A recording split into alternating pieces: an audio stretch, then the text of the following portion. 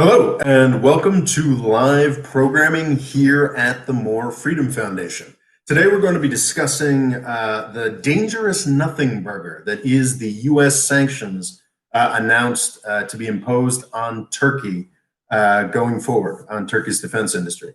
We're going to discuss what I think about that, and then after that presentation, we'll do a Q&A. For those of you who are new here, you'll see that there's a comment section. We encourage vigorous commenting in that comment section. Anything that you may want to talk about, we're very open-minded as far as what you want to talk about. We're not particularly politically correct. We do have certain hard and fast rules. You are not allowed to go after each other. You can absolutely go after me. You can say anything you want about what I'm saying, what I look like, my stupid haircut, whatever. That's completely fair game. You can say anything you want about ideas. You can absolutely attack other people's ideas. However, you cannot be abusive to other people in this chat, whether it's on a racist level or just plain being a pain in the ass, and you can't be disruptive of the chat. You may or may not notice Logo Cool Extreme. He is the moderator. If he, what he says goes. There is no court of appeal from Logo's decisions. If he decides you're being disruptive or you're being abusive, he will warn you. And then if you do not change your behavior, he will block you. So it's quite straightforward.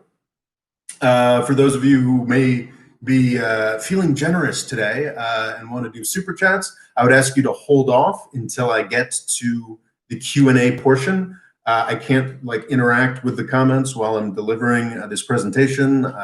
My brain is old and tired. I don't have that kind of ability anymore. I don't think I ever did.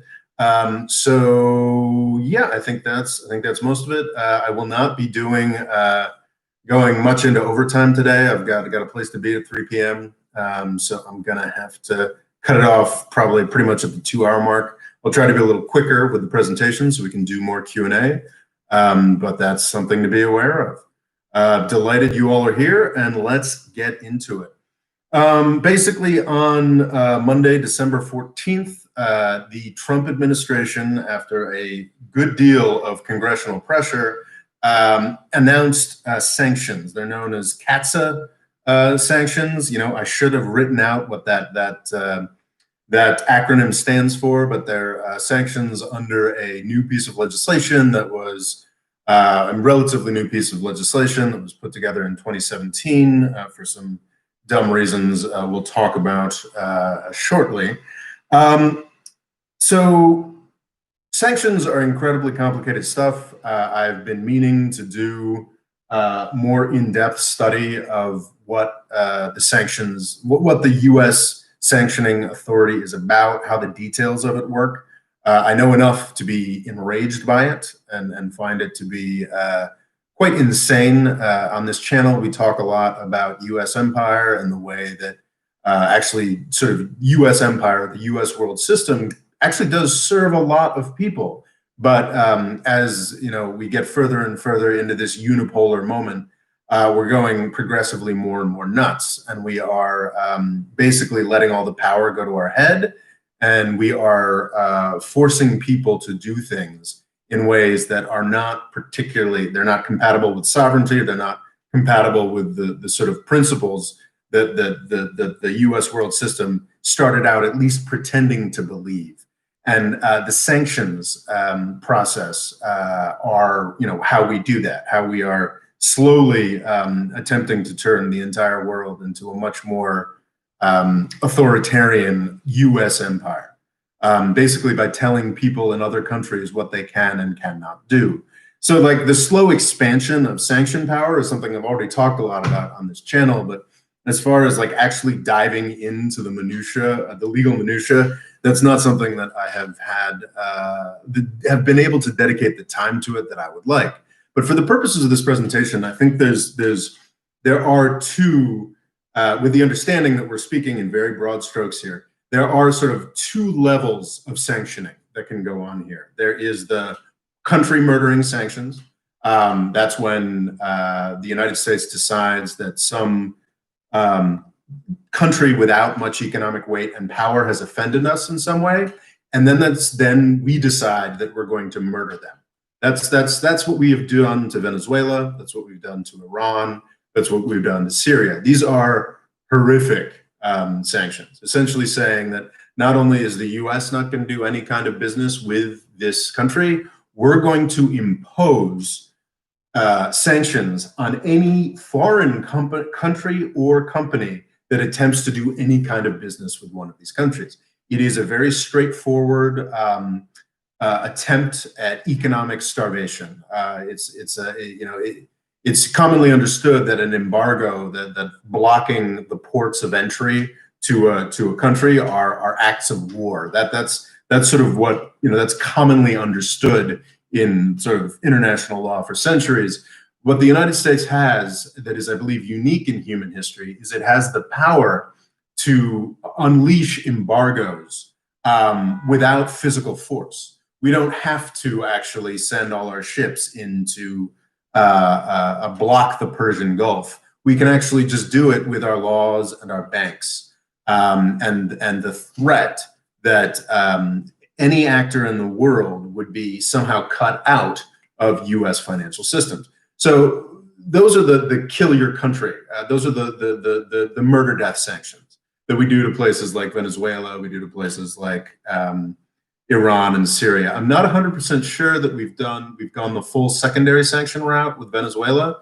This is, again, getting into complexity that I don't want to get into on this particular presentation. The sanctions that were announced on Monday on Turkey are not the kill your country kinds of sanctions.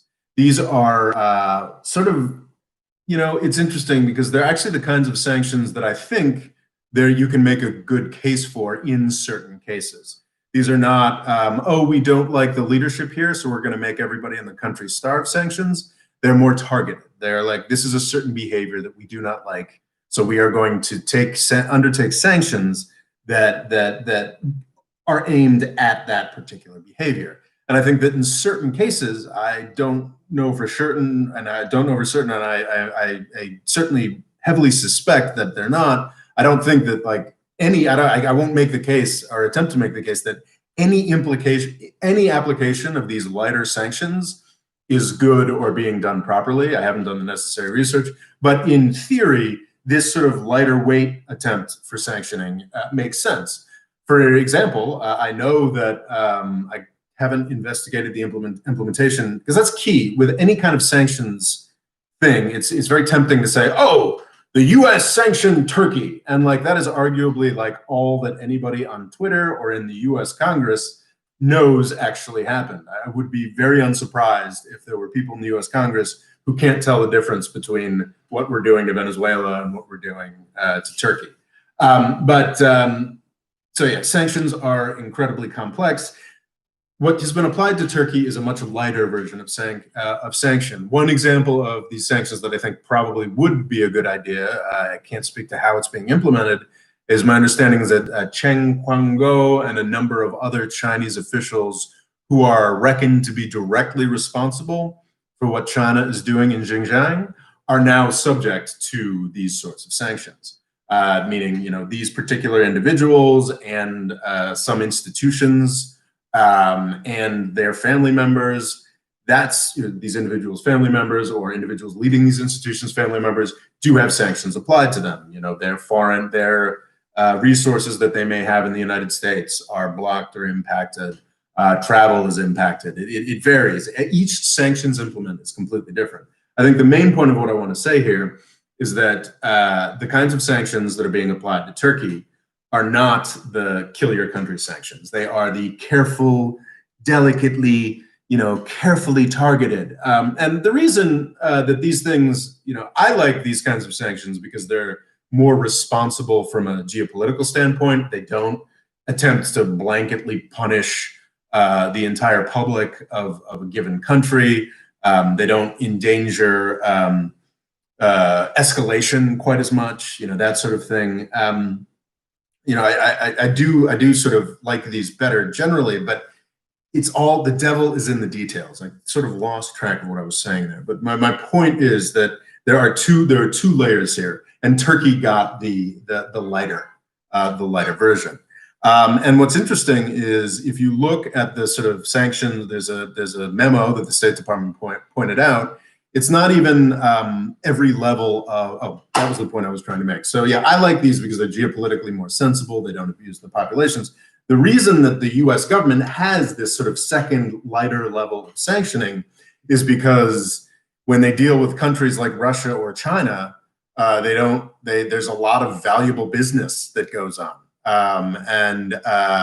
If there's a lot of valuable business that goes on, then the United States doesn't want to get in the way of all of the valuable business. They just want to make a point about a certain action being taken by a government. It's interesting watching this sort of inflation with Russia, because in the aftermath of the sort of Ukraine crisis, the initial sanctions that were taken were very targeted. But it's the EU that relies on Russian gas. It is not the US. So, and this is something to be very wary of in the Turkish context, is that in 2013, the US sanctions that were rolled out, sorry, 2014, or maybe it wasn't until 2015 that they actually rolled out, the sanctions that were rolled out against Russia in response to the annexation of Crimea and Ukraine, those were fairly limited. Those were not as much of a deal. Now, of course, the US Congress and the Trump administration are asserting that, oh no, now, certain gas pipelines can't be done, or because of the US election, there needs to be a whole new level of sanctions. Interestingly, this particular set of sanctions that have been implemented against Turkey do find their sort of legal origination in that 2017 law that was supposed to be mostly targeted at Russia. So that's why these sanctions are kind of a nothing burger. Of the list of possible things that you can do under CATSA, CATSA is the 2017 legislation, only certain things were selected. I've seen some argument on Twitter saying, well, actually, I mean, those are very burdensome and they are onerous. And yes, they are. But if we're comparing this, and I think to the sort of general public, this idea that, ooh, the US sanctioned Turkey. And yeah, maybe the menu of things that have been selected are onerous compared to what the US might do to China or to Russia or to another place where they want business to continue. Compared to like Venezuela or Iran or Syria, these sanctions are a nothing burger. They are designed specifically to go after a particular, I'm not sure if it's a ministry or a public-private partnership or something, sort of a presidential office of defense procurement or something in Turkey, and I think 4 individuals that are associated with leading that group. Of course, I can't believe I haven't mentioned this yet. The reason for these sanctions, which is really irritating, is the Turkish purchase of the S-400 missile system from Russia. And of course, these 4 individuals and this particular Turkish institution are the folks that did that. The sanctioning implement is like carefully designed so that other projects where the US military industrial complex is making money are not yet impacted. It does impact future projects. So this sanctioning implement basically says like, okay, like, this lucrative US Turkish business that gets weapons into Turkey, like the ongoing stuff is going to keep going. The ongoing projects are going to keep going, the ongoing development, direct procurement by the Turkish military is not going to be screwed up. But this idea that we're going to do future projects, like, well, Turkey's not going to be able to do future projects through this current institution that has been sanctioned.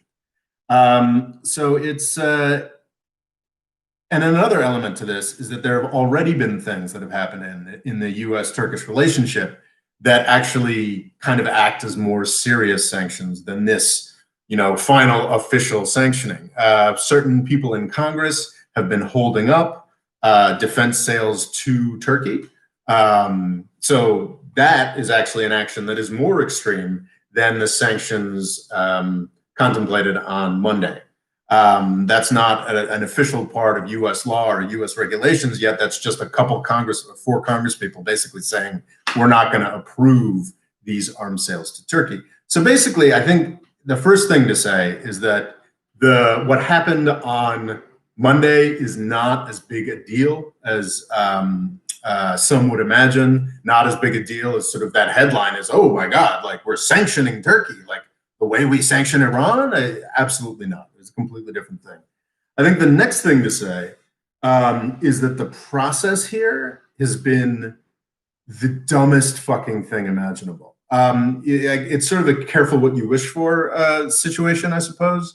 I'm somebody who's big on the U.S. Constitution, who is really worried about the imperial presidency, thinks that the executive branch, the U.S. president, has over the past century taken many more powers than it should away from the Congress. Essentially makes wars without the Congress or under the guise of congressional authorizations that are decades old and don't really apply to the wars that they're starting. So I want the U.S. Congress to be more involved in foreign policy. And unfortunately, over the past 3 years, I've seen that happen in the dumbest way possible. So what we've had, because we've had Donald Trump, who sucks, and a U.S. Congress who has decided that the U.S.-Russian relationship is a club that they can beat Trump with. That's why you had this 2017, gosh, I really should have written down what CATSA stands for. That's why you had this CATSA Sanction Act that came out in 2017. It was basically saying Congress doesn't trust Trump to work against Putin. So we're going to take powers out of the president's hands. So what's frustrating is for me, like, yes, I want this. I want Congress to take certain powers away from the president. Of course, foreign policy should be the president's bailiwick it is in the U.S. Constitution. It should be, in a properly functioning government, it should be. So you've got a Congress that, and I think this is one of the most troubling things that we've seen over the Trump administration, is that we've got Congress only taking certain powers back, essentially taking powers back in ways that make it harder for wars to end, rather than making it harder for wars to start. And Congress actually insisting on a higher level of belligerence. I guess in one way, it's actually a really troubling return. I've for 5 or 6 years now, I've talked about how silly it is to compare the period that we're living in to the period before World War I. One of the main reasons for that is before World War I, there was a tremendous public lust for violence and destruction. I don't believe we have that, but it's interesting that the way that the Congress has been acting is they've been acting as if the public believes that there needs to be a more aggressive United States. So when the United States Congress has chosen to confront Trump over the past 4 years, not that Trump has at all been a more peaceful president in any way. I think that is a misunderstanding of what Trump's vague inclinations and filtered through tremendous incompetence. I think that's a misapprehension of what's been going on here. But what's fascinating is that when Congress has acted over the past 4 years, it has acted to make U.S. foreign policy more aggressive, and I think that's tremendously disturbing. I think there are absolutely some structural reasons related to the military-industrial complex why the U.S. Congress acts that way, but I think it's also, Trump is just a system, but the unique pathology and fucked upness of the Trump presidency and Trump foreign policy led by Donald Trump definitely had something to do with this. I mean, this whole process is just embarrassing. The power to sanction that Trump used to carry out these sanctions, I think he did it mostly because the U.S. Congress had put language into the National Defense Authorization Act, which I don't know, has it been passed already or is intended to be passed this week, that was going to force him to do it. So basically the Trump administration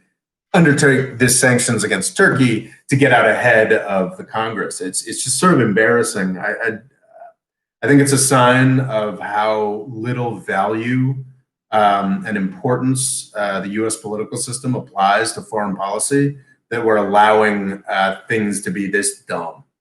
So that the whole process is it's just really embarrassing. So I've made it clear that I'm embarrassed by how these sanctions have come about. I've made it clear that I think it is fair, especially if you've got Iran or Venezuela or Syria in your mind, to call these sanctions a nothing burger. But I want to talk about how it's dangerous, because I think that U.S. and Turkish politics have gotten to a certain point I noticed there's a super chat from Foxy Bay. It says, U.S. defense company lobby, please don't do super chats until the Q&A, but thank you, Foxy Bay. U.S. defense company lobbyists are driving U.S. Congress to sanction Turkey because they do not want competition from Russia, such as S-400. Yes, Foxy Bay, that's absolutely true. I ran a video talking about just how, I think it's called Turkey Proves the NATO Lie, just how embarrassing it is that this S-400 issue is what we're sanctioning Turkey for. I mean, your average congressperson will tell you all kinds of things, some of which are true and some of which are complete bullshit, about Turkish policy and why Turkey should be sanctioned. But it's tremendously embarrassing and tremendously illuminating that the reason, not Erdogan's authoritarianism, not him repressing people involved in Gezi Park, not his supposed nastiness to the Kurds. He is nasty to the Kurds in Turkey. I don't know, his supposed, nastiness to the Kurds in Syria. All of these things that are supposedly so important, what eventually has gotten us to the point of sanctioning is a fucking missile system. And that's just deeply embarrassing. And I think that also gets to the root of what I'm trying to say. What the point I'm trying to make right now is that, yes, okay, these sanctions are kind of a nothing burger, but if you combine Monday's sanctions with the fact that Congress is already has been blocking defense sales to Turkey for a couple of years, and then you combine that with the fact that Turkey has now apparently been booted out of the F-35 program, which is probably better for Turkey, but not better for Turkey in terms of the ongoing alliance with the United States. When you add all these things together, like this nothing burger becomes a bigger burger, and that's sort of the danger here, is that we're gonna just sort of end up falling out of an alliance with Turkey, which I think would be tremendously damaging, both to the United States and Turkey. I ran a video about a year back, talking about why the plot against Turkey always fails, pointing out that no matter how much Raytheon or McDonnell Douglas, or is that still a company, or Boeing wants the opportunity to bomb Turkey, Turkey's just too big of an economy and too important for them to ever actually be successful. And I think that's still the case. I think the fact that all of these, like China, to a lesser extent Russia, like all of these sanctions, all of those three things that I just mentioned, the F-35, the congressional sales block, and Monday sanctions, all of those things are kind of targeted, but they begin to accumulate, and they begin to develop a situation where it develops its own snowballing momentum. Because if there's a headline that says U.S. sanctions Turkey like it's Iran or fucking something like that, then Turkey feels compelled to make a response. And I think there's a little too much faith in the United States that we're going to be able to produce certain actions in Turkey by being tough guys. And there's way, way, way too much fucking faith in Turkey and with Erdogan that they can force the U.S. to act in a certain way by being tough guys. I think there's, we love to talk about in the United States how, it's these Asian countries. I see Turkey as more European, but this is more talking. These Asian countries really care about face and honor and stuff like that, and and so you got to understand they act in certain ways. Well, I'm here to tell you, the United States acts very much in terms of honor and face and whatnot. And I think the falling apart of the relationship between the United States and Turkey has very little to do with sort of the facts on the ground, with a couple irreducible problems, and has a hell of a lot to do with Erdogan's attitude. I think he's got a lot of things that, as I've said many times on this channel, I think Turkey has some very real grievances. I don't believe that the U.S. was responsible for the 2016 coup, but I don't think anybody questions that Fethullah Gulen a guy who is currently maintained happily in Pennsylvania. There's no doubt in anybody's mind that he was to some degree responsible for the 2016 coup. The fact that it just doesn't even seem to be discussed or looked at, whether the U.S. was going to, deport this guy to Turkey.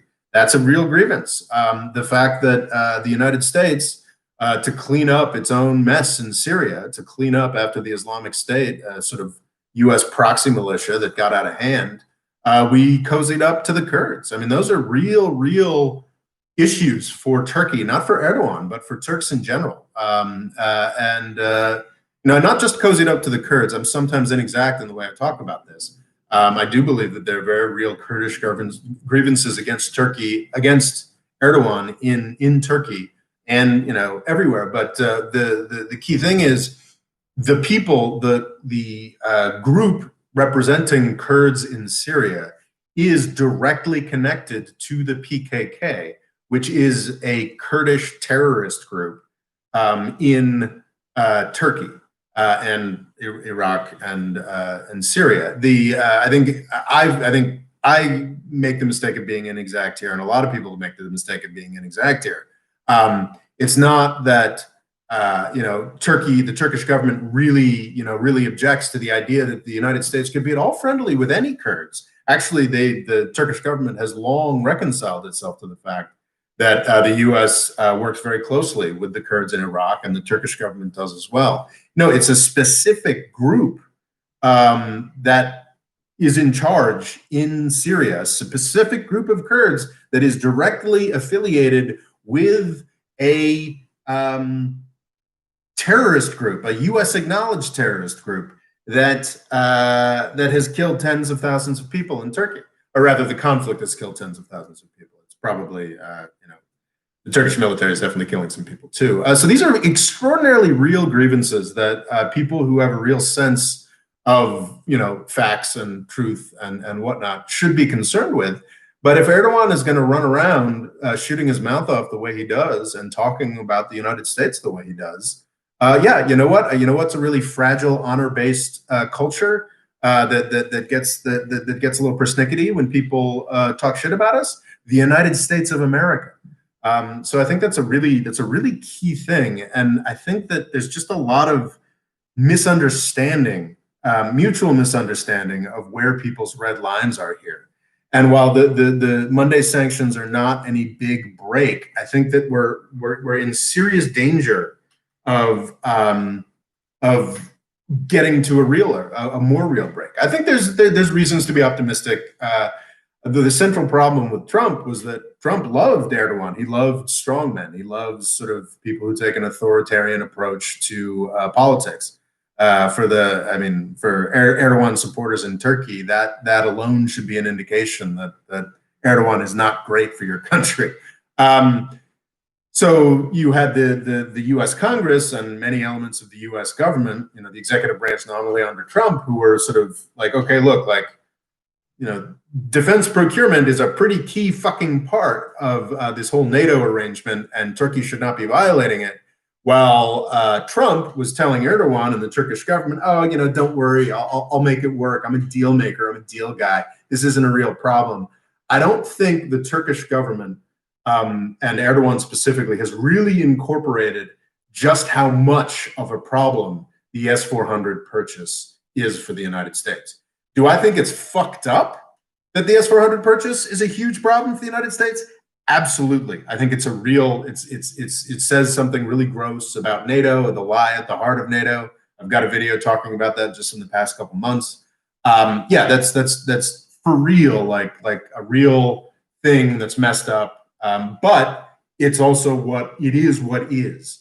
And I think that the Turkish government needs to sort of pay a little more attention to that.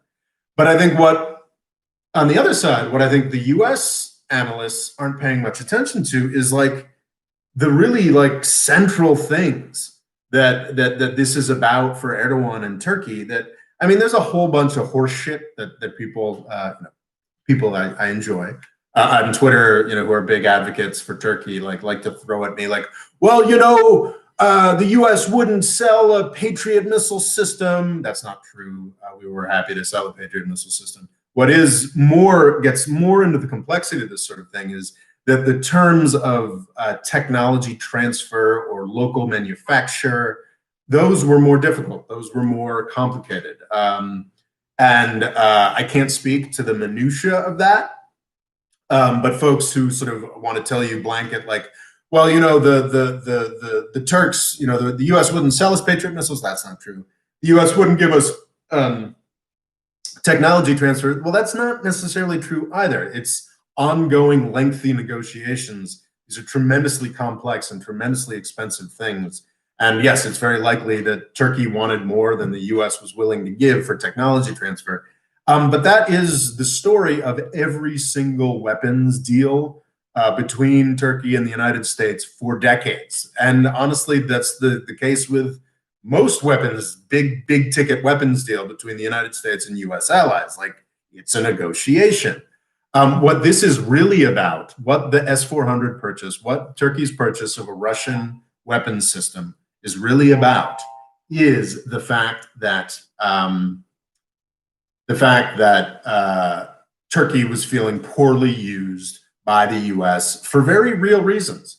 The coup, again, not something the U.S. intended to do, but absolutely is something that a person being protected by the United States, Fethullah Gulen, intended to do. That is a real problem. And the Kurdish issue. These are real problems that the U.S. isn't really quite wrapping its head around. I think what we're dealing with now, and I hope Turkey will decide, okay, well, we're just going to take the L on this. It's not like they're going to send the S-400 back, but they'll, you know, there's all kinds of sort of, agreements that the U.S. is very interested in making as well, because, you know, the U.S. likes to sell weapons. Basically saying, okay, we're never going to turn on the S-400 system, or we're just going to keep it in a hangar somewhere and let the CIA dismantle it or whatever.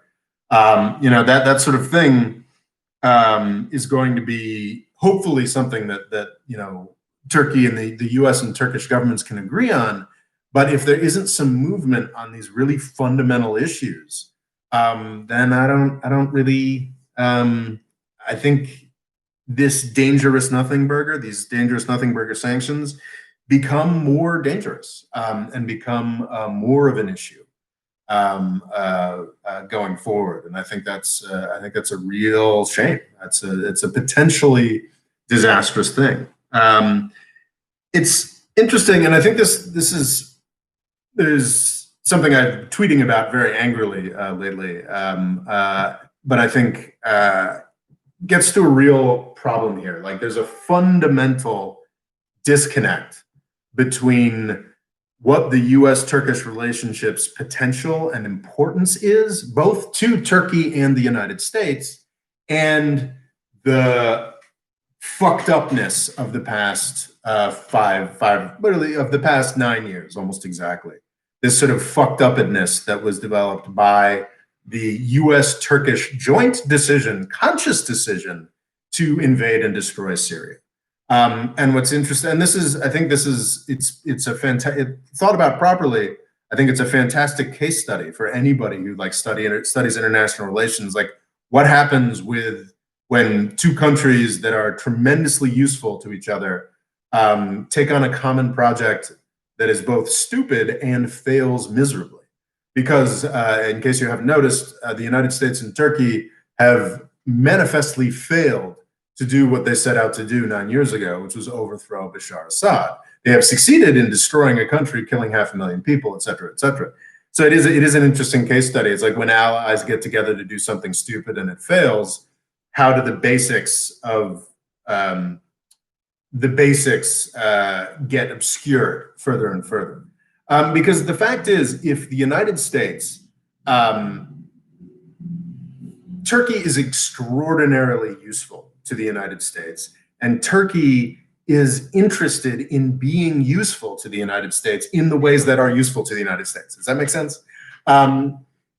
Turkey whether it's under, even if Turkey were, still, ruled by, Ekrem İmamoğlu or Bülent Ecevit or something along those lines, like Turkey would want to be a big deal in the region and would want to become progressively a bigger deal in the region. Now, that didn't have to involve actual military involvement. Turkey's actual military involvement on the ground has exclusively happened in places. The Nagorno-Karabakh thing is very different, but in Libya and Syria, places before September, where Turkey had exerted itself most vigorously militarily, were places that the United States had destroyed. So Turkey's interest in being a regional power doesn't necessarily mean like going in and doing military actions and invading places. It means being respected in the Mediterranean. It means getting a decent deal on Cyprus, which should have happened years ago. Any number of things, becoming more respected and more central to trade throughout the Middle East and Europe and all things that were happening and happening much more effectively in the lead up to 2011, and the U.S. was profiting from that increase in Turkish power. Turkey it was all fucking great until the dumbass military people in Turkey and the United States, dumbass military and dumbass intelligence people, got together and were like, "Oh, let's destroy this country." Instead, of course, of waiting for the real easy regime change that we've seen all over the world. Which is basically bribing Assad. Like South Korea, Taiwan, all of Eastern Europe, all of Latin America. The reason that those places are functional democracies today is because we bribe them out of it. If you let military and intelligence go in and fuck a place up, you get an Iran, or you get an Afghanistan, or you get a Guatemala. You get places that never improve. If you keep the military and intelligence people out of there, you can actually get a democracy eventually. Anyway, I'm riffing a little too much. But things were going so much better before the US and Turkey decided to destroy Syria. And I think I've established why this is good for Turkey to have this, Turkey becoming progressively more powerful, but why it's amazing for the United States to have an ally like Turkey sitting on top of the Middle East is a thing called offshore balancing. I've definitely talked about that. I think that was in the NATO Lie video as well. It is in the United States' interest to not be fucking around in the Middle East anymore. Turkey is delighted to take a leadership role in the Middle East. And what's nice about Turkey is that it's not in the sort of EU talking shop, and it actually has a military. Turkey is actually willing to project power. That does not mean going and invading and destroying places. That means just being an actor that people respect and fear. And, it's perfect, a perfect ally for the United States, someone who can, when things are working well. And that's sort of the thing that I think is constantly forgotten here. The reason that the US-Turkey relationship got so fucked up was because Turkey was acting as a really powerful and effective ally of the United States. The United States decided that Assad should go, and Turkey did the implementation. Turkey sort of demonstrated how useful and eager to get on board with the US's dumbest fucking plans that Turkey could be. Eventually, one of the US's proxy groups in that effort got out of hand, the Islamic State.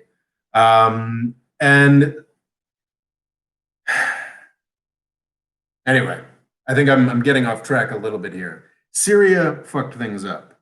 And I think what I've demonstrated is that there is a real interest in the United States to have Turkey be powerful and solving, acting as a problem solver or a ally in this region. It's not necessarily more useful than Germany or France. It's just very useful in a different way, which is good to have. And I think that the tremendous fuck up of the Syrian war, what that's done to the Kurdish peace process within Turkey. I don't think you would have seen the 2016 coup attempt in Turkey if it weren't for the Syrian war. It's just created incredible disaster. So I think what's necessary both in the United States and in Turkey is for folks to sort of sit back and say, like, look, there is extraordinary long-term value in this relationship. What steps can we take to preserve that value? Because I think in Congress, the people in Congress are very short-sighted. They're just not very smart people, generally speaking.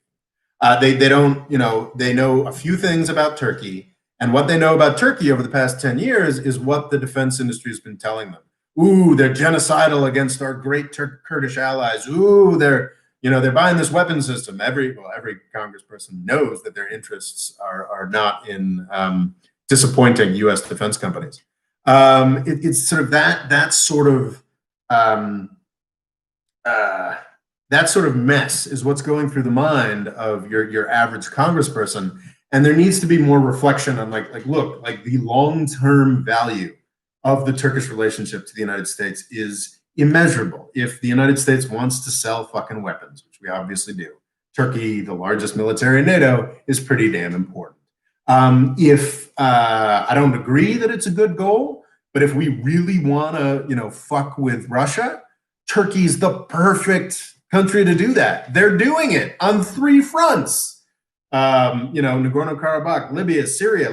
This is theoretically, this is the alliance. This is the magical alliance. This is amazing. It's an actually useful alliance. Don't we spend all this time bitching about how European countries don't carry their own weight? Well, Turkey's involved in a massive Cold War against Russia right now. So if that's the kind of thing, they're great. If I'm basically just recapitulating a Twitter thread from earlier, if the United States ever actually calms down and becomes loses enough power that we're actually become interested in world peace instead of instability we can sell weapons into, if that actually happens, Turkey's an extraordinary ally for that as well. So I would hope that people in the U.S. government and in Congress would just come to those realizations. And on the other side, Turkey's got to do the same fucking thing. And Erdogan, I think I've read a lot of analysis that I think correctly points out that I think Erdogan didn't quite understand just how important this defense procurement issue was to the U.S. Congress and to the U.S. government and to the U.S. economy. Of course, it's very difficult for him to back off from this. But what's a sort of crucial element that I think the United States needs to think a little more about, but Turkey definitely needs to think a little more about, is that Turkey is in now sort of a Cold War with Russia. You can say, oh, it's more collaborative than that. It's more serving both of their purposes and making them both look like bigger swinging dicks. That's probably true, and that's very debatable. But the base level that allows Turkey to act that way, to act as if it is equal to a place with, does Turkey have a bigger GDP than Russia yet? I don't think so, but to a place with nuclear arms, serious, Russia has its own defense industry. Turkey is developing a very impressive drone capability and drones may be, the future of the defense industry. And I'm not saying that Turkey's defense industry is anything to sneeze at, but Russia has the whole package. It's got nukes, it's got missile defense, it's got satellites, it's got a space program. It's what's left of a real power. So for Turkey to compete with Russia at all, no matter how much shit Erdogan talks about it, no matter how much Erdogan loves tweaking France's nose, the underlying part of Turkish power is its NATO membership, because you can't it's not something that's ever mentioned, but it is absolutely the base groundwork of Turkey's ability to throw its weight around in Syria against Russia, throw its weight around in Libya against Russia, certainly throw its weight around in the Caucasus against Russia, though I'd argue that pretty much failed. That's the bedrock of Turkey's ability to do any of these things, and to be that in a world where the U.S. and Turkey hadn't destroyed Syria, to be that sort of growing peaceful power. The bedrock of Turkey's ability to do that is its closeness to the West in the NATO relationship, in the EU relationship at some point in the 2050s, 60s. Not that, I mean, Turkey already has a very strong relationship with the European Union through the customs union. So Turkey has a lot more to lose here. I think from my perspective as a U.S. citizen, what I think that the U.S. has to lose is a tremendously useful ally. And without Turkey, then, if something that we really had to deal with came up in the Middle East, without Turkey, we kind of have to actually be there. With Turkey there, we don't have to be there.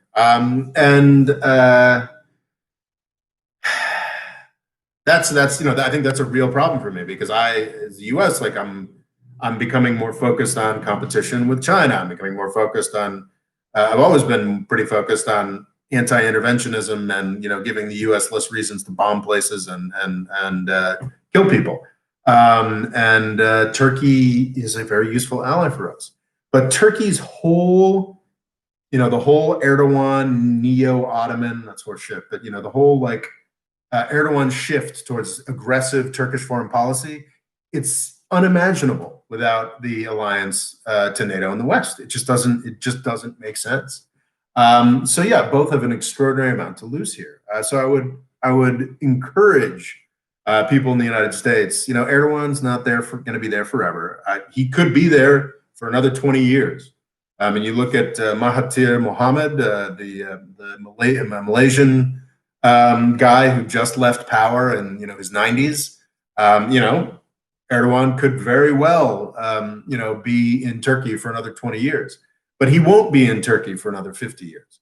And the U.S.-Turkish relationship 50 years from now will still be a very useful thing.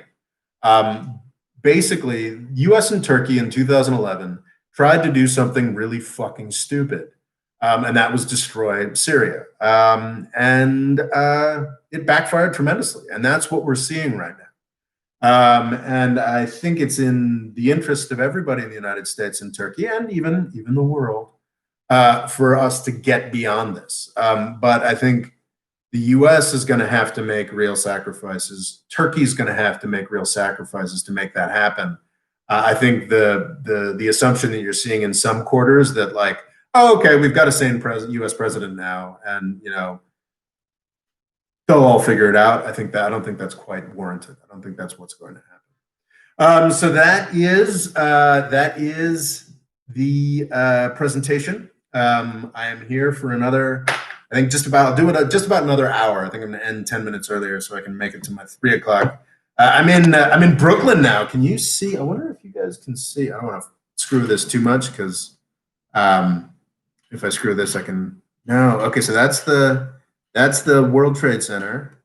That's oh wait. Oh yeah. So you can just there you go. Empire State Building. That's exciting. Anyway. So that's a tour of where I am right now, and now I'm ready for Q&A. Who's got a question about what we've talked about today, or anything at all? If you want to do a super chat, that awesome little thing where folks send me money, I am guaranteed to answer your question then. But until those start coming up, I will ask any questions. Fadil says I've doxed myself. Actually, I've doxed a friend of the family. I'm not going to be here for very much longer. This is a place I'm using while my buddy is in Europe for the holidays. So yeah, I think he'll probably be okay. Anyway, good point. All right. Yes, Christopher Murtaugh says, Lowell, it looks like you have more snow here than we do here in Montreal. Yeah, it's interesting. I've been in New York mostly for the past, I guess, almost 3 years now. And there was a huge blizzard when I moved in 2018. And there was a huge blizzard again when I sort of moved my stuff out of my parents' place to my buddy's place for 3 weeks. And those are the only real snowstorms we've had in New York City in the 3 years, which is, hashtag climate change or what have you. which is quite crazy. Local Stream says, so how do the Turkey sanctions compare to the sanctions against Pakistan for its nuclear program? Logan, that's a great question, and I have no fucking idea. That's another whole aspect of sanctions policy. I think the U.S. sanctions against both India and Pakistan for their nuclear programs made a lot of sense because we don't like nuclear proliferation. Of course, now since the Bush era, I mean, this is something that's been going on for quite some time. Since the Bush era, the U.S. has forgiven India for their nuclear program. So because India is useful to leverage against China. But as far as those, who knows? There could still be sanctions against both India and Pakistan on the books. I don't know. But yes, I think you can assume that because when those sanctions would have first come up in the 70s, Pakistan was still very much a U.S. ally in fairly good standing. I mean, they were doing Afghanistan. So yeah, you can assume that I think probably both the Pakistan and the India sanctions were in the highly tailored genre rather than the country killing sanctions. Interestingly, something as I was researching this, it looks like supposedly, and this is what's so extraordinarily sweeping. I didn't quite realize this, but it makes sense to me that Turkey is an official NATO ally. So it makes sense to me that the US would get very pissy if Turkey bought a Russian weapon system, especially in the era of networked warfare. This S-400, theoretically it's $1 billion fucking machine, probably has capabilities that, just by being on the same base as a US F-35 is stealing information.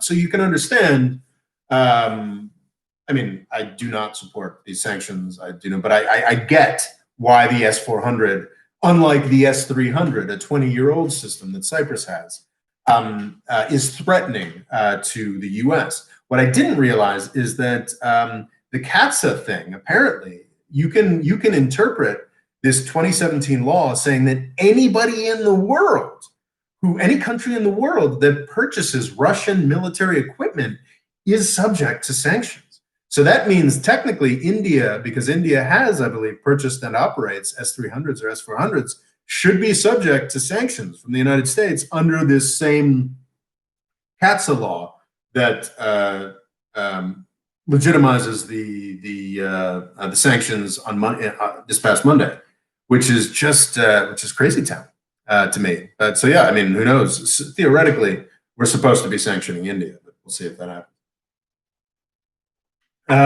Questions. Abbas Mohammed says, do you think that Turkey could join the European Union? I do. I don't know that I'm going to see it. I think that my sense is that Turkey and Russia will probably join the EU around the same time because they sort of balance each other out nicely. If the EU economy had continued on the trajectory that it was in between 2000 and 2008, then I would believe that would have been completely possible. There would have actually, I could have absolutely seen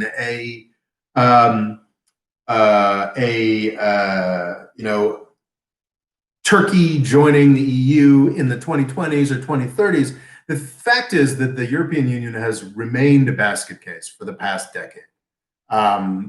Before anybody else, any other seriously sized country, I think that the EU should absolutely let everyone in the Balkans in as soon as practicable. Well, basically, as soon as the Balkan countries meet, jump through the appropriate hoops.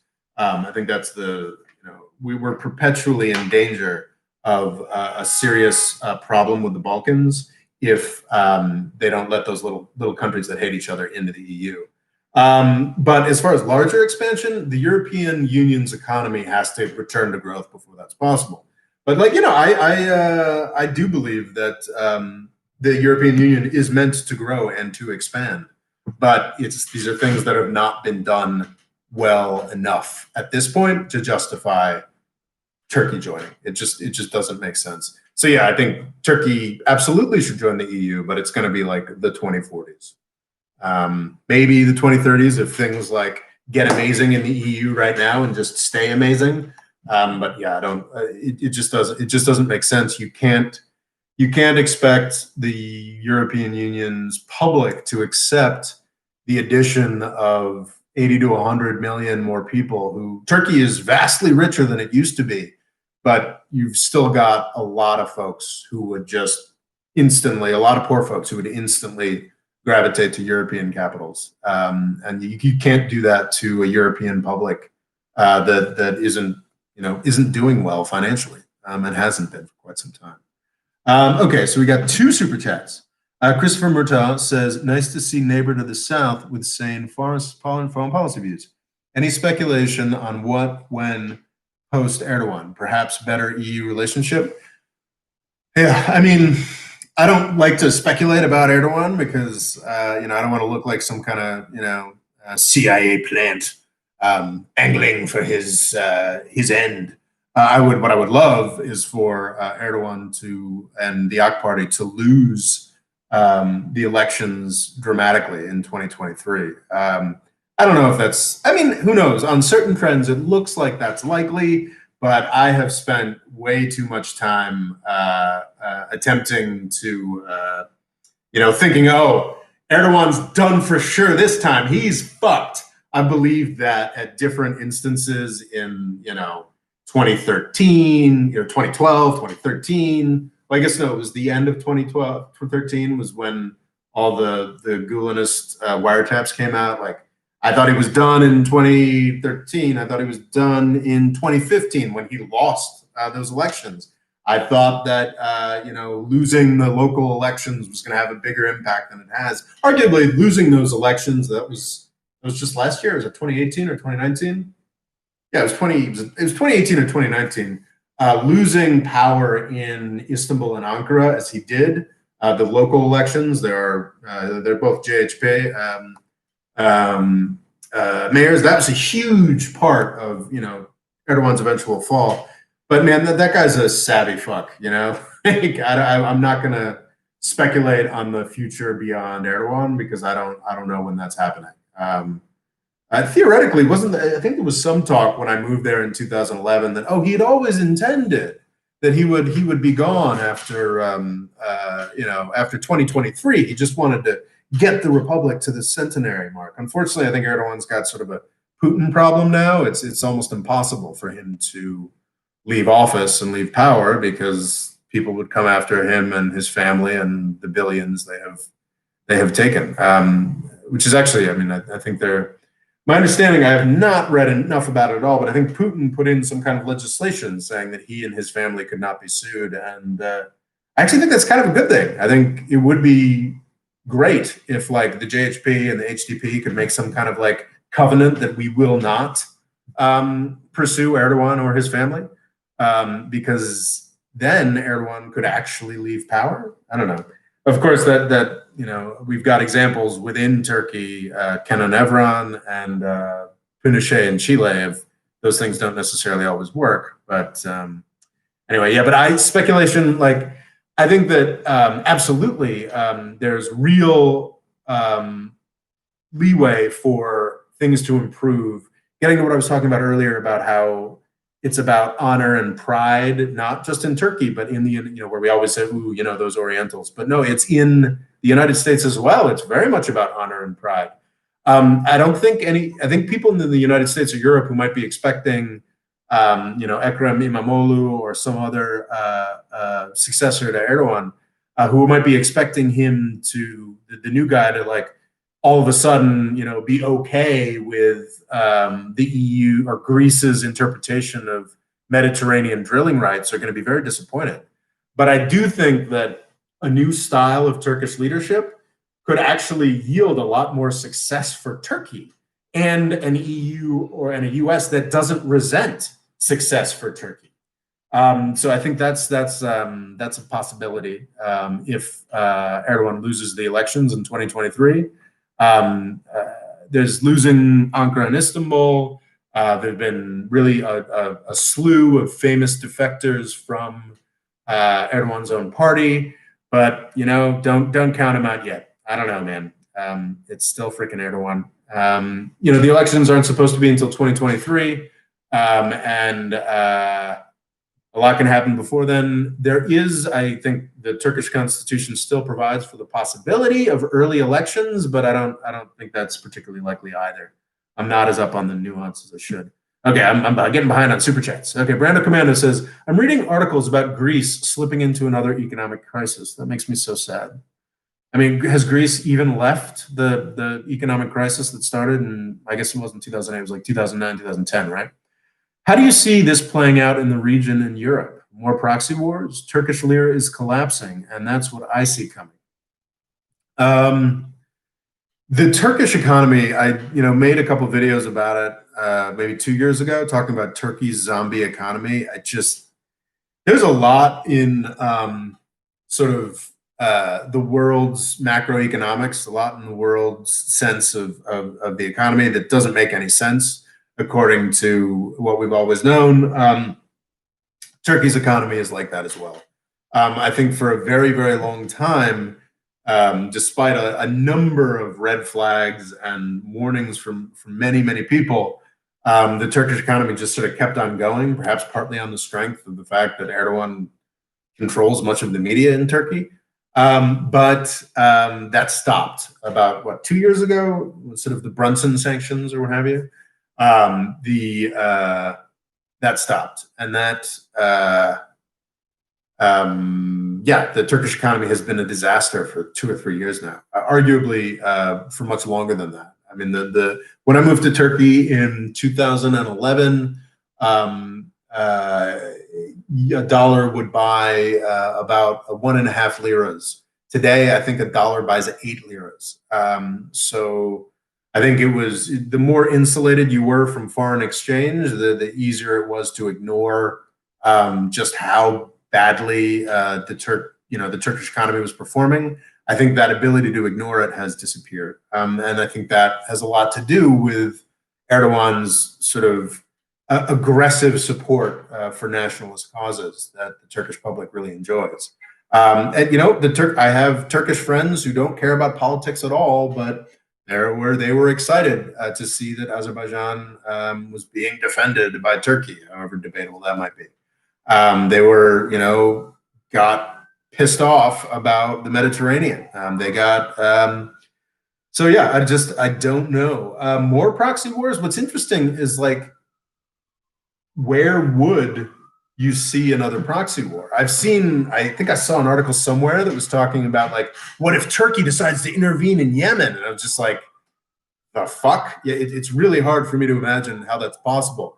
It does have, from like a historical perspective, it does have some attraction. I mean, the most, probably the two most fraught, and like basically the two Ottoman empires. So I'm shouting over sirens here. I hope I'm being heard. But my sense is that the Ottoman Empire basically had two Vietnams, in the sense that, gosh, I wonder if that reference doesn't work anymore. But the United States, U.S. culture was tremendously beaten down and disturbed by Vietnam, losing the war at Vietnam. For the Ottoman Empire, it's sort of two Vietnams were Libya and Yemen. So it's kind of interesting that the Russian military is in Libya. Like, would they try to get involved in Yemen? That strikes me as impossible. It's really hard to see how that is at all conceivable, seeing as how Turkey would intervene on behalf of the Houthis?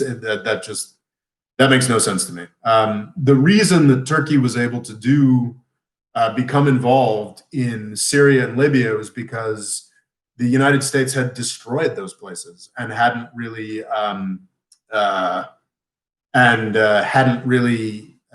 just sort of left them in a destroyed way, which allowed Turkey to step in.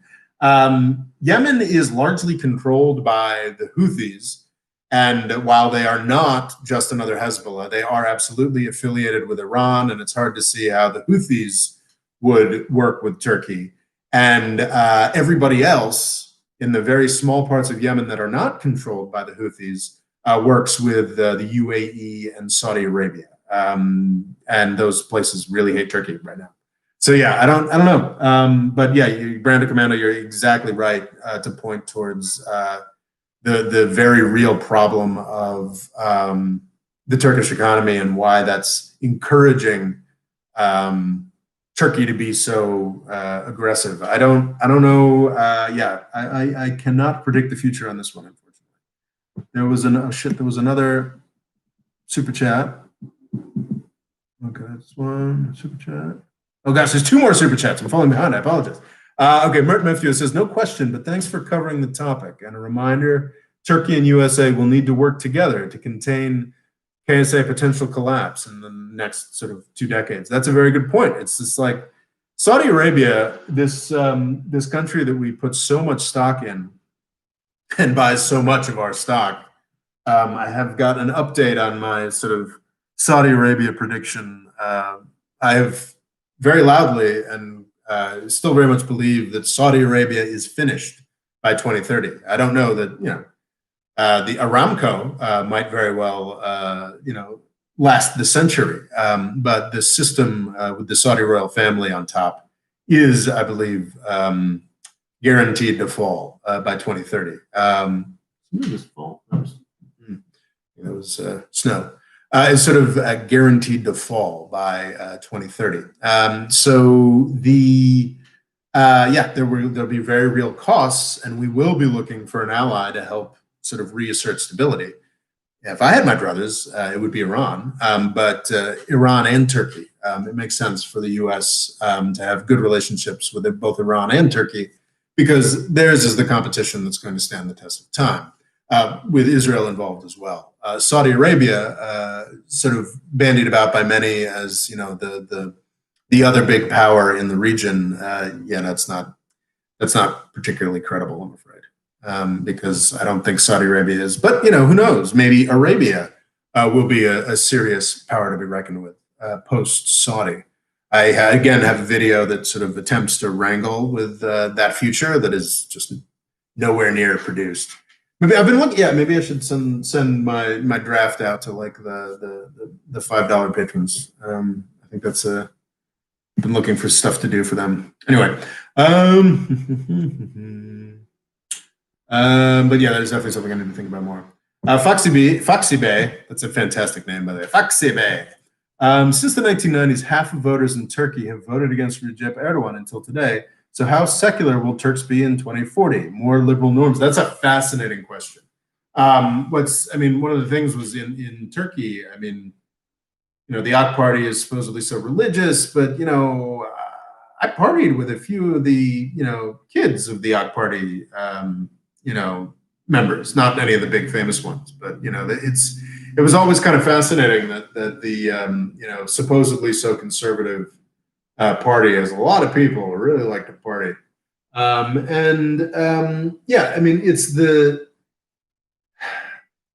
think the AK Party publicly reckons with this, and it's something you can see discussion of, is that, I can't remember who, it wasn't an education minister, maybe it was an energy minister, someone who said, like, we're making Turkey too rich. They're not going to be into our bullshit for very much longer. And I think I talked about that and why I am optimistic about Turkey.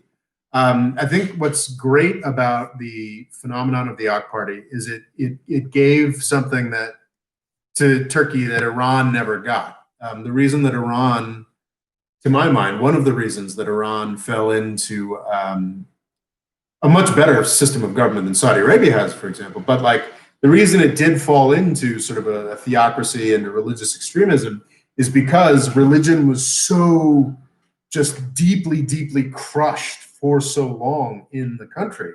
And one of the great, great gifts of the AK Party and Erdogan is that pressure cooker of anger and resentment of the crushing of religion has been popped. It's been burst. And I think that like Turkey now is probably as religious as it's gonna be. Who knows? Dynamics could change. we could all dissolve into World War III, and maybe everyone will get religious in reaction to that. But on current trends, I think that Turkey is, or maybe 5 years ago, Turkey is as religious as it was ever going to be, because yeah, it just sort of fades away. It's easy to become a martyr, or not a martyr, or an aggrieved partisan of something that people tell you can't have.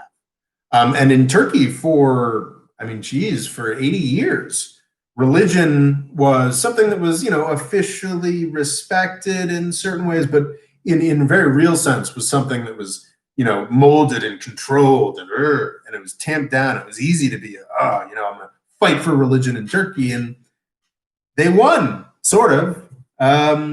So I feel like that instinct has dissipated, and I think that's going to end up being tremendously good for Turkey in the long term.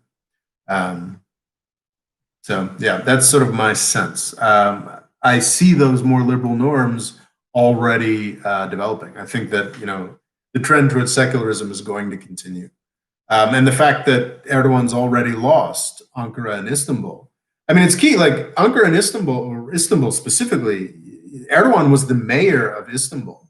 I've got a video. I don't want to, spend too much time talking about this, but there's a video I made, 3 years ago, talking about why I'm optimistic about Turkey. And the Turkey experienced this extraordinary hyper urbanization between, I think, about 1950 and the 90s, where Istanbul went from a city of 1 million to 2 million to 15 million, and a lot of those folks made up the base of the AK Party. They were people who had come in from the villages, had very old school sort of religious interpretations. Well, their kids all grew up in cities, and have very different ways of looking at the world. And those ways of looking at the world are continuing to develop. So yeah, I see Turkey in 2040 as a lot more secular, and probably more liberal, though, of course, what exactly liberal means is a difficult question. Okay, so I've made it. Did I miss any of the super chats? Have I made it through all of them? I think I have, right? Pirate King says, your take on the Morocco-Israel deal. I've got a video on Western Sahara. It's honestly, it is an issue I don't like. I've been looking through this. Is it, because I do care about the Palestinians. Is it anti-Semitism that makes me not care about the Sahrawis? But the fact remains, there are 10 times as many Palestinians as there are Sahrawis. And also, the United States is not as complicit in Moroccan repression of the Sahrawi Arab Democratic Republic as the United States is complicit in Israel. So yeah, I see that a lot of people want to make principled objections to Morocco's annexation of the Western Sahara. And I agree with those objections. I think that the breaking down of the norms against invading other countries is a horrific thing. It is a terrible, terrible thing. But I compare the Western Sahara thing, which to my mind, and maybe you can correct me, I made a video about it 1.5 years ago, and I mostly decided that I just hated the issue. But my understanding is that Morocco has been in de facto control of the vast majority of Western Sahara for 50 years now, most of 50 years.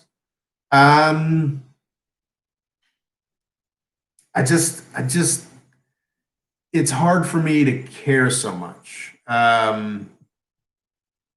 But it's potentially disastrous, because if Algeria decides, despite they're running out of money, or maybe because they're running out of money, and the sort of geriatric officer corps that runs the country, running out of legitimacy, if they decide, well, you know what, we're going to stand up for the Sahrawis, then we've got a horrific disaster on our hands. So yeah, I don't know. I think that, yeah, 100%, like most of the critiques of what happened in Western Sahara are true. The US got nothing for making this deal. Why are we all of a sudden, going out and making big sweeping changes to the way that we view the world in conflicts just to help Israel. I think it's there's something about the explicitness of that Trump has brought about that's quite troubling and not a positive thing. I think that the way that Moroccan's annexation of the Western Sahara deals yet another blow to this idea that physical force can't be used to annex territory is 100% true. It absolutely provides more support to maybe China should just go and take Taiwan. So yeah, no, I think it's a bad thing. But am I passionately committed to the Sahrawi cause? And no, not really. And am I kind of honestly kind of relieved if Algeria lets this pass, lets this go? Maybe even a little bit, because as I mentioned in my Western Sahara video, like the thing about the Western Sahara conflict that pisses me off the most, I don't care about what Morocco thinks it's entitled to. I don't care about what Algeria or the SADR think they're entitled to.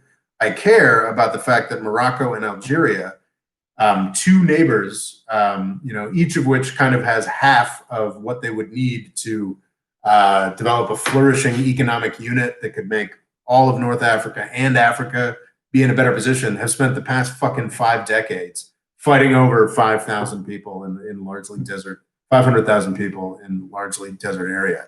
That's what pisses me off about the Western Sahara conflict.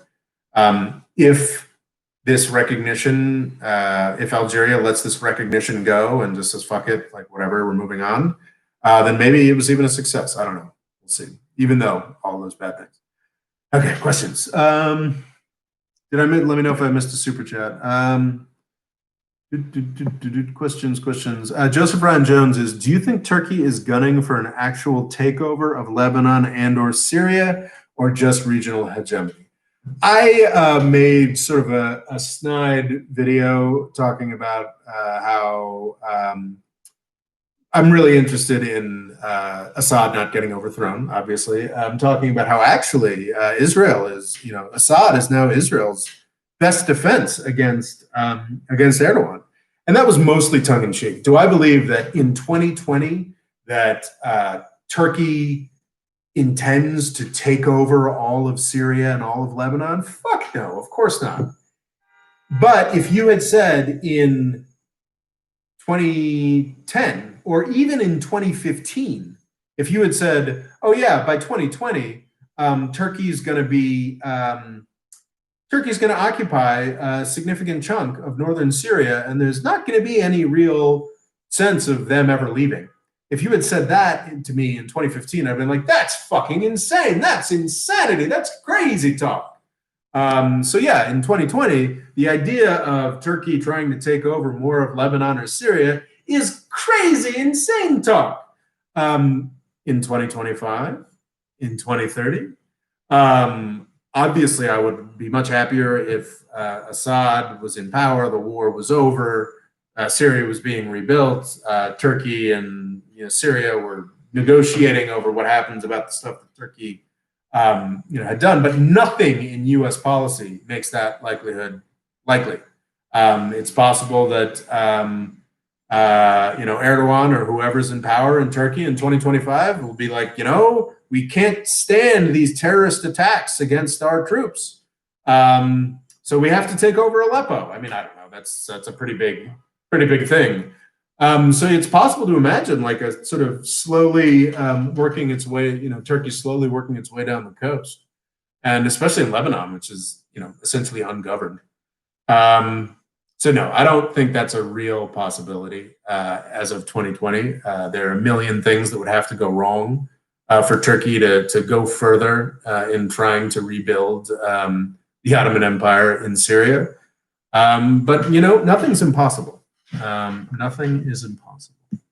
There was another, let's see, we got another super chat. Where is it? There it is. Brando Commando says, I don't know if Turkey is becoming more secular. Turning Hagia Sophia into a mosque and increasing Turkish nationalism is making Turkey more Islamic than secular. I strongly disagree with that one. Turkish Islamism is very different from our understanding of Arab Islamism or Persian Islamism. Hagia Sophia is turning Hagia Sophia into a mosque is no doubt important to certain Turkish people, certain sections of Turkish public as a religious thing. But it is important, I think, to a vastly larger sector in Turkey as a nationalist thing. Like it is, why the fuck do we have to listen to what Greece wants done with this thing we took and we own? I think that goes beyond religion. I think that's just it would overstate it to say that I think that that's sensible, but I think it is understandable. I don't think looking at Hagia Sophia, looking at the conversion of other churches back into mosques, or rather other museums back into mosques, should be understood primarily as a religious thing. It absolutely has religious aspects. I take the counter argument. I think that that's definitely something to look at, but just and who knows, maybe I'm too skewed by mostly hanging out with and partying with very secular minded people in Istanbul for 6 years. But I just don't see what I experienced, because I actually, I worked for a law firm that was affiliated with more religious aspects of Turkish life. Was I saw that the religious aspects of that firm and community slowly fade away is more what I saw. But who knows? I could be wrong about that. But I would be hesitant of looking at Hagia Sophia solely through like this is more Islamist frame. I think it's probably more nationalism than it is anything else. Hafiz Farouk asks, Turkish coup has foreign fingers to it. It undoubtedly was planned abroad. I mean, it could have been planned in Pennsylvania, but this idea that it was, definitely the CIA just makes no sense to me. I have a lot of journalist friends in the U.S., in Turkey and the U.S. who would have very much loved to have made that connection, and they never did. The Turkish government has resolutely failed to make that connection. I think that when the Turkish government makes the argument that they blame the United States for the coup, are they right in saying that the coup is most likely the result of things that were planned in Pennsylvania and planned by a U.S. resident? Of course, they're totally right with that. But I think it is a leap that people make too easily from that to say that the U.S. government was for it, or that Barack Obama wanted it to happen, or that Barack Obama or some other element in the CIA, pulled the real strings here. It's like, give yourself a little fucking credit, Turkey. Turkey is a real democracy. It is a real political entity with elements within it that reject democracy, or we've got those in the U.S. too. It is a more diverse place. There absolutely were elements within the military and the Gulen movement who believed that a coup would work and that it would work for them. You don't need the CIA to be a part of that. You don't need, the Illuminati to be part of that. I think this assumption that any political development in my country is the result of something that the U.S. did is oversold, and honestly is a little what's the word I'm looking for here? It sells your own country short to make those assumptions. I know, Hafiz, you're not from Turkey, but yeah, it always sort of like what, you don't think Turks are capable of organizing their own coup? I mean, come on. So the foreign fingers, it doesn't mean much to me. It's exactly the same to me as like the fucking bleeding you have, about, oh, Russia stole the election in 2016. It's like, no, man, like we stole the election. We put together a situation where we had somebody like Donald Trump who was at all viable as a presidential candidate. I mean, the fact, and I personally don't believe, I've seen no evidence that his win in 2016 was due to Russian interference. It was due to James Comey's interference. Did Putin get to James Comey? And it was due to the Democratic Party putting up a candidate that somehow more Americans hated than hated Donald Trump. It's just insane. So yeah, like I think the instinct. I deplore the instinct in the United States to whine and bitch about foreign interference all the time. And I also deplore that instinct in other countries, though I absolutely concede that other countries are have more of a right to complain about that sort of thing because that has been more of an element. But I think Erdogan's ability to survive for a decade, being quite antagonistic to the United States alone indicates that like these claims of CIA powers or whatnot are not what they're all cracked up to be. All right. Questions.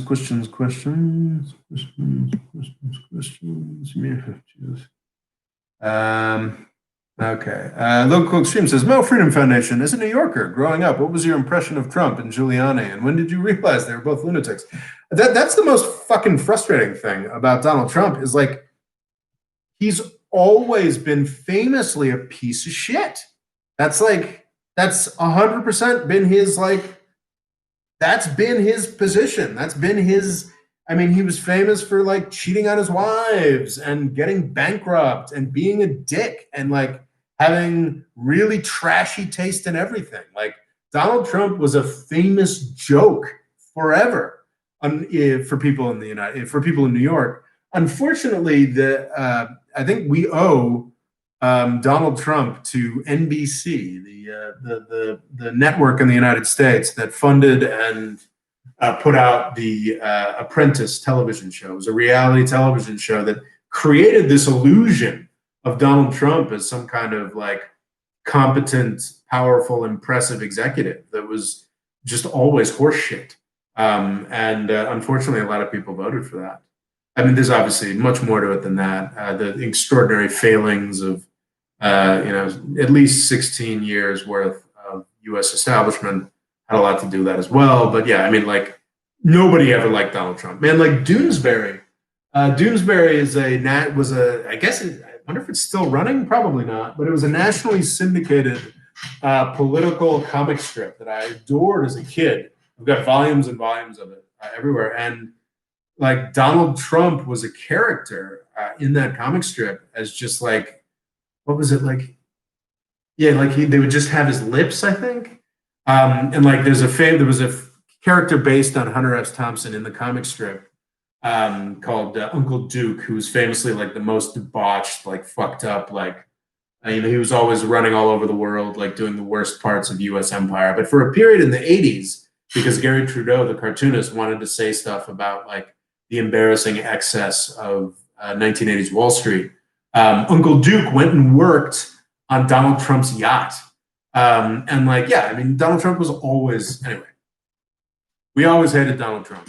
Rudy Giuliani's different. Like I wasn't a New Yorker. I was born in New York City, and my family moved out in 1988. So actually before Rudy Giuliani became the mayor. And as a white guy growing up in an affluent suburb of New York City, we loved Rudy Giuliani. He was the guy who cleaned up New York. If you actually look at what happened, that's not true. David Dinkins, the African-American mayor who came before him, is the guy who cleaned up New York. He's the guy who hired the police commissioner that, reformed the police department and saw crime start plummeting. So Rudy Giuliani got a lot of credit for things he didn't deserve, but that often happens in U.S. politics. Trump taking credit for Obama's economy, that sort of thing. Not that Obama really deserves credit for it. Anyway, different discussion. So yeah, Rudy Giuliani was always a figure of respect in the affluent white suburbs. And I think, he won elections in New York as well. And but there were always controversies. I was aware of, police brutality, excessive force stuff that came up under Giuliani a lot, and that he, generally pretty enthusiastically excused or attempted to explain away. And after 9/11, he, of course, became a national hero because when the Twin Towers went down, when the Twin Towers went down, where are we? Over there? Wait. Anyway, when the Twin Towers went down, he was sort of the national hero of like being, stoic or what fucking ever. So yeah, he was widely beloved. I didn't really think about him much. I was living in Ann Arbor, Michigan, and Washington, D.C. during his heroic phase.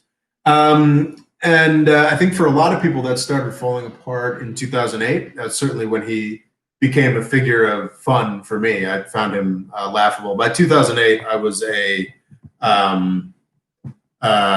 strongly libertarian opponent of foreign interventions because I had supported the Iraq War and watched what had happened. In 2008, Rudy Giuliani was the front runner for the Republican nomination for president, as silly as that looks now.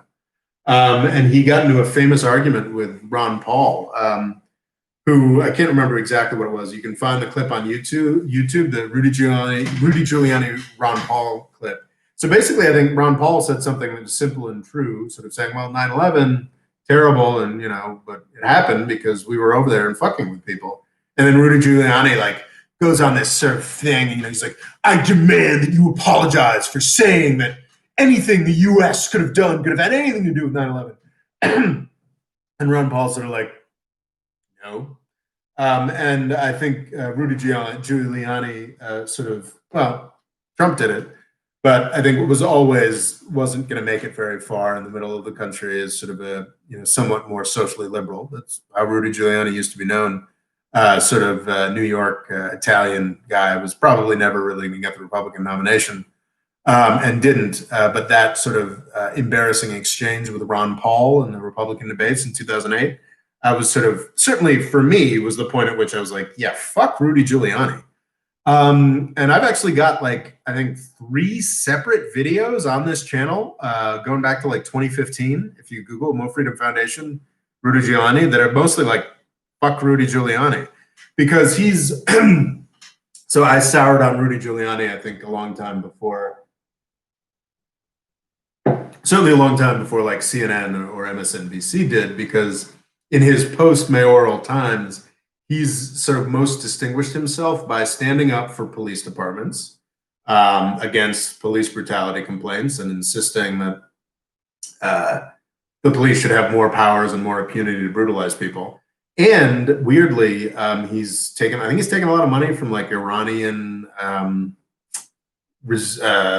anti-Iranian regime terrorist groups. Maybe I'm thinking of a different Republican douchebag or Democratic douchebag, but he has distinguished himself on just having the stupidest fucking opinions on terrorism and whatnot. I think he's had a series of businesses setting himself up as a counterterrorism expert, and he's just an idiot, and has been. I've known him as such for quite some time.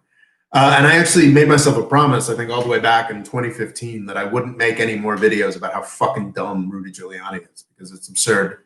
I talk a lot about how, well, should I cover these conflicts or these issues where, only a couple million people are involved? Like, I don't need to have a 4th video on this channel talking about how fucking annoying Rudy Giuliani is.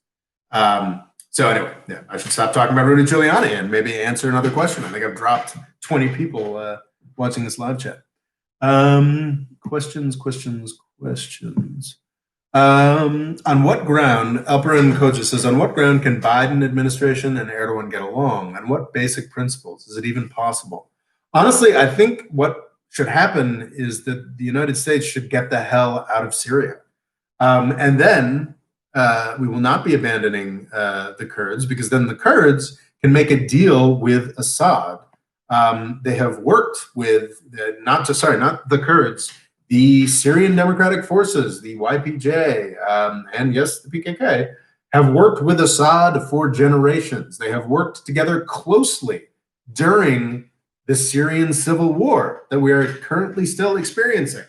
They have only really started acting antagonistically towards each other during the Trump administration, when for some fucking reason Trump, to defeat the out of control proxy we created, the Islamic State, the Trump administration got super close to the Kurds, and now actually maybe, got super close to the SDF, and now maybe the relationship between the SDF and Assad is more difficult. But no, like the U.S. government should get out of the way, let the SDF and Assad make a deal, and then I think, obviously, there are elements in Turkey that want to eradicate the SDF or whatever. But if the SDF is working under Assad, then it becomes part of instead of this weird trilateral U.S., Russia, Turkey, completely impossible to ever solve problem. If the U.S. just steps out, then it's just Turkey versus Assad and Russia. And they can negotiate or whatever, and we can back up Turkey or whatever. And it's just so much easier. Like the one of the main problems in Turkey is a similar problem in Libya. Is it's not a one group against, and in Yemen as well now. It's not one group against another group.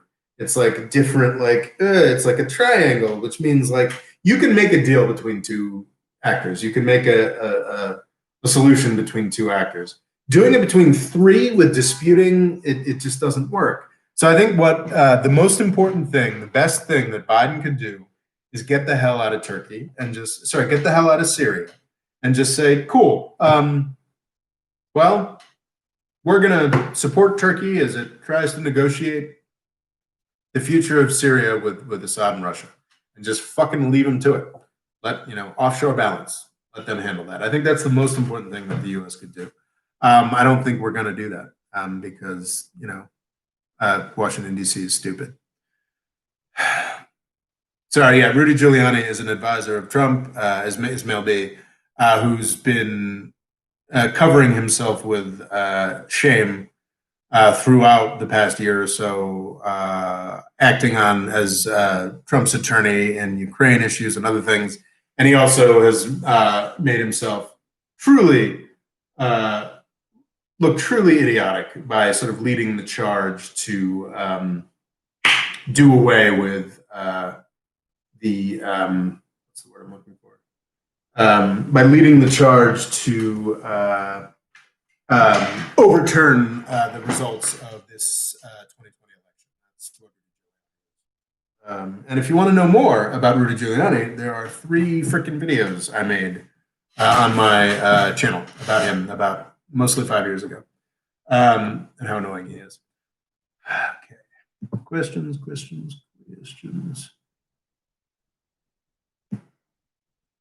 Sean D says, "Careful with the term regime." I think that's always a good reminder. Inonu says, "Erdogan isn't a nationalist. He is an Islamist first and an opportunist second. He doesn't care about other Turkic people. Look at the Uyghurs." I think that's arguable. I think I would say Erdogan isn't necessarily a nationalist or an Islamist, because I've heard from, I think, plenty of Islamists who maintain that actually Turkey sells out the cause of Islam. Actually, Erdogan regularly sells out the cause of Islam in Turkey for his own benefit. Erdogan is a politician. Erdogan is an Erdoganist, first and foremost. And I think associating Erdogan, or really any political figure, with a greater cause than his or her own sort of power is always a mistake. I think politicians can be put in positions where they have to do good things for the people to hold on to power, but that is almost never a politician's first instinct. All right. Oh, did I missed Fadel's super chat? Let me go and search it. What did I do? Okay. I'm going to go searching for Fadel's super chat. Okay. Looking for a super. Oh, sorry. Apologies, Fadel. Will Haftar be around till the Libyan election? Yes, I would absolutely. Haftar is in his late 70s. My dad's in his late 70s. So I hope men in their late 70s continue to live for a very long time. But Haftar, as I think I've mentioned multiple times, old people in power tend to stay alive. And Haftar, I think the chances of Haftar still being around for the Libyan election scheduled for December 31st, 2021, or the end of December 2021, if I remember correctly. I think it would be great if Haftar not died, retired happily to Northern Virginia, where he lived for most of the past couple decades. I think that's nothing to rely on. I think Haftar will still be in power in the east of Libya, and a very serious aspect of any potential deal to bring peace to Libya, unfortunately, because he's been the strongman. Khalifa Haftar has been a tremendously huge element in the destruction of Libya. I mean, it was Obama, Sarkozy, and Cameron who destroyed Libya in the first place. And, Gaddafi's mismanagement didn't help. But it was in a damn straight better shape under Gaddafi than it has been over the past 9 years. But Khalifa Haftar is one of the main reasons why we haven't seen peace in Libya for the past 8 years. And he will continue, I believe, to be a factor in Libya's problems. Let's see. Questions. James Cook says, More Freedom Foundation. If Mexico or Brazil have stronger currencies than Turkey, how can Turkey invade so many countries? Man, James Cook, I don't understand finance. I don't understand currency. To even begin to answer these questions, I usually have to spend a week or two trying to figure out what people are saying. But I don't think your frame of reference makes much sense. I mean, Turkey's currency is worth much less than it was 10 years ago, but I don't know that necessarily says much about its what it may or may not have purchased with that currency prior to. I mean, Mexico and Brazil don't invade countries because they don't have particularly serious militaries. I don't think that's too offensive or diminishing to say. They've just never really had to. Their neighborhood is not,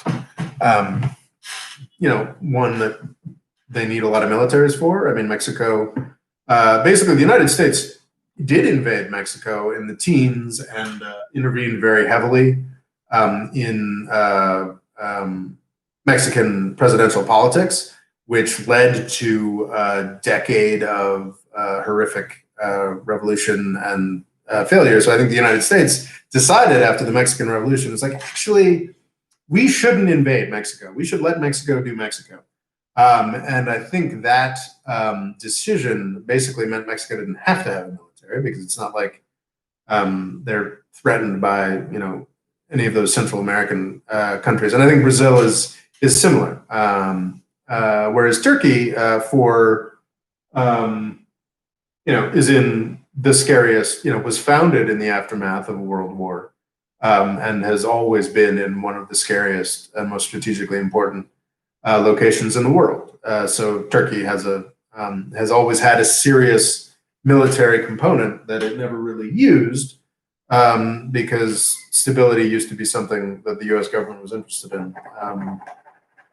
And then, we started breaking countries. Questions. But yeah, there is a connection between a country's currency and its ability to act militarily. But I think that the connection is a little more convoluted than your question implies, James Cook. And I couldn't speak to it without thinking about it for hours. Emery D says, More Freedom Foundation, what do you think about U.S. don't accept U.S. 23rd? Shit, having trouble. The sun is in the way. I can't. There we go. Okay, Emery D asks, what do you think about U.S. not accepting 2013 Patriot buy and know-hows? Variables of 2016 coup attempt, and in that attempt, hard to deal air after buying S-400 to divert air defense. So I think you might be talking about. I don't think. My sense is that the U.S. was happy to sell Patriots to Turkey. It's just that Turkey wanted those Patriots under more, with more technology transfer, with more ability for Turkey to build those components themselves and develop their own technological defense industry. I think having read many different interpretations of it, my sense is that, yeah, those conversations were ongoing. Those conversations are always ongoing for every weapons platform. And this idea that the U.S. did something different or mean here in this is a fabrication that Turkey is pushing as part of its propaganda. So yeah, also to point out that the S-400 that they eventually bought from Russia, Turkey has gotten no technology transfer or ability to produce stuff there either. So it's just kind of and Turkey has also lost the F-35 program where Turkey manufactures serious components of it. So yeah, I think that's not but yeah, absolutely talking about the S-400 air defense thing. Yeah, the S-400, and this is another key part of sort of Turkish propaganda. A lot of people are like, well, Cyprus has the S-300, or is it the S-200 or something like that? But no, like having the S-400 on Turkish territory absolutely compromises the very interlinked and networked sort of defense systems that NATO has. That makes sense to me. That doesn't seem like an incredible or silly claim that the U.S. is making. The idea that Patriot missiles have been withheld from Turkey is also inaccurate, because my understanding was during a particularly hot time in the Syrian civil war, the U.S. deployed its own Patriot missiles to Turkey to defend it. So yeah, I think the S-400 purchase is not properly understood as a sensible defense decision made by Turkey. It is properly understood as an attempt to punish the United States for its getting close with the Kurds and continuing to hold on to Gulen. I think a lot of the sort of technical or this is just sound defense policy rationalizations that are provided by Turkey are kind of bullshit. But I totally understand why they feel that that the U.S. needed to be punished. I totally understand that instinct, and would also maybe agree with it in theory. But as far as the United States being vastly more powerful than Turkey, I think it's a pretty dumb play. So yeah. Questions. I think I read Fidel's super chat. Are there any more super chats? We are coming to an hour and 50 minutes. I think I'm going to start doing my pitch and closing out.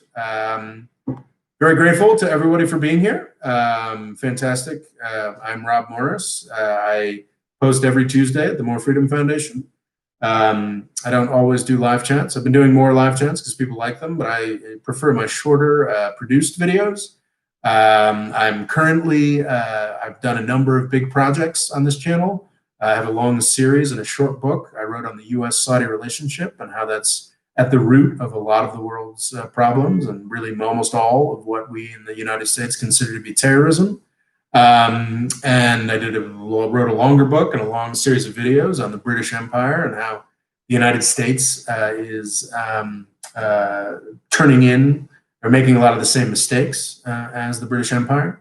Both of these books make fantastic Christmas presents. They're available in paperback form and on the Amazon Kindle. I would be grateful to anyone who consider purchasing those this holiday season. Also, this channel is only possible because of Patreon. I'm in the midst of a contest to decide what my next big project is going to be. Folks who contribute $2 a video can help vote and decide. Is it going to be Israel-Palestine? Is that going to be my next big project? Is it going to be Afghanistan, Pakistan, and India? Is that going to be my next big project? Or is it going to be sort of a focus on U.S. empire, talking about the military-industrial complex and sort of how the Cold War establishment that we created has survived and continues to run the world. Those three options are being voted on as we speak. I've got trailers up for 2 of them so far on the channel. I would be tremendously grateful to everyone who interacts with any of this content, likes, subscribes, comments, what have you, but it is the patrons that keep me going. And it's the patrons who will decide what this channel's next big project is. So yeah, I'd be grateful if you folks, if any of you folks looked into that. If you want to keep the conversation going,